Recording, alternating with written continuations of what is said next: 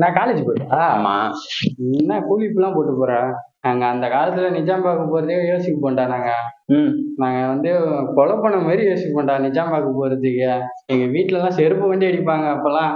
நிஜாம் பார்க்க போறதுக்கு வீட்டுக்கு போகும்போது வாய் ஒழிச்சிட்டு போவோம். இதெல்லாம் எனக்கு ஏன்ட்ட சொல்லிட்டு இந்த இருக்க? காலத்து டூகே கிட்ஸ் பசங்க சரியே இல்ல.